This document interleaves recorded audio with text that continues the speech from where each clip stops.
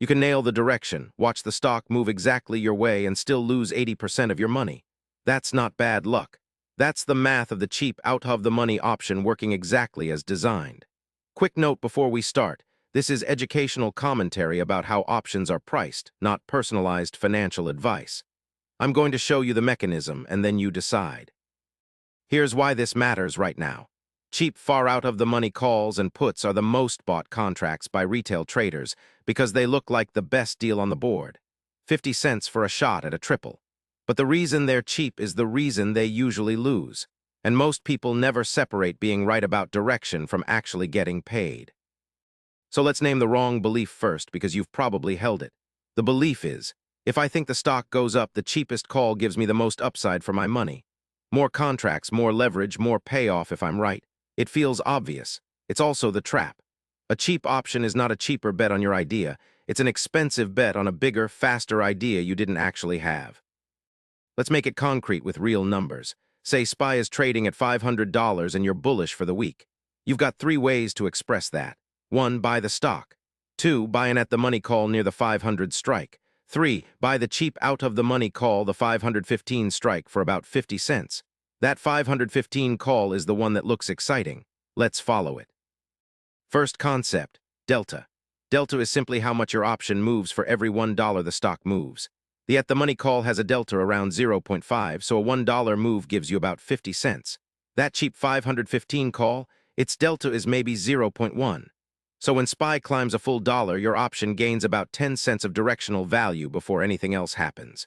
You were right, and the market barely paid you. Now the part almost nobody prices in their head, breakeven. To profit at expiration, the stock doesn't just have to clear your strike. It has to clear the strike plus the premium you paid. Strike 515 plus 50 cents equals $515.50. SPY is at 500. That means you need a 3.1% move in 1 week just to break even. If you were right and SPY rallies a solid 1%, you make nothing. You lose the entire premium. Then the clock, options decay, and cheap out-of-the-money options decay the fastest in percentage terms because they're almost all-time value and no intrinsic value. This is Theta. Every single day that SPY sits still, that 50-cent call bleeds. Hold it into the last few days and the decay accelerates into a cliff. So you're not just fighting for a big move. You're fighting for a big move that arrives soon because time is actively draining your position while you wait to be proven right. And there's a second-order killer, implied volatility. That cheap options price is inflated by expected volatility. If you buy before an event, an earnings print, or a Fed day, IV is high and priced into your premium. The event happens, uncertainty resolves, IV collapses. That's the crush.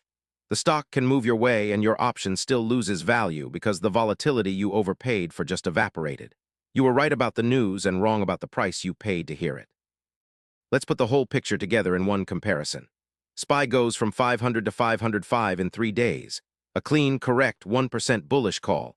The stock buyer is up 1%, The at-the-money call with its 0.5 delta captures a real chunk of that move and is comfortably in profit. The cheap 515 call, still $5 out of the money, hammered by 3 days of decay, maybe now worth 35 cents instead of 50.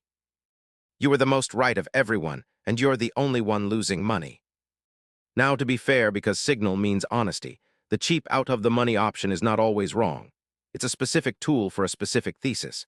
If you genuinely expect a violent, fast move, a gap, a surprise, a tail event, then that convex payoff is exactly what you want, and defined tiny risk is the point. The problem isn't the contract. The problem is using a lottery ticket to express a plain, moderate directional view. That's a mismatch between the tool and the thesis. So here's what a disciplined trader actually does. First, they start from the move they realistically expect, not the payout they'd like. If your view is a 1 or 2% move, you want delta on your side, so you lean toward at-the-money or slightly in-the-money contracts that actually track the stock.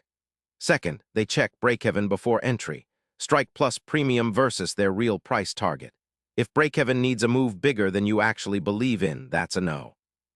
Third, they size the position so the premium is money they can lose completely.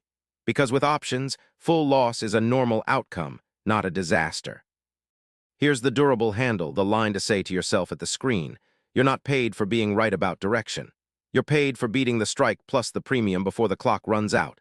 Direction is the easy part. The strike, the decay, and the timing are the actual bet. And this transfers everywhere. Buying weekly zero-day contracts, buying calls into earnings, buying puts on a crash you know is coming. Same 3 questions every time. What's my real target, what's my break-even, and how fast does the clock kill me? If you want more breakdowns that focus on the mechanism instead of the hype, subscribe. That's the whole promise of this channel, signal, not noise. So next time a 50-cent option looks like free money, run the break-even first. You'll be right about direction plenty. Now you'll actually get paid for it.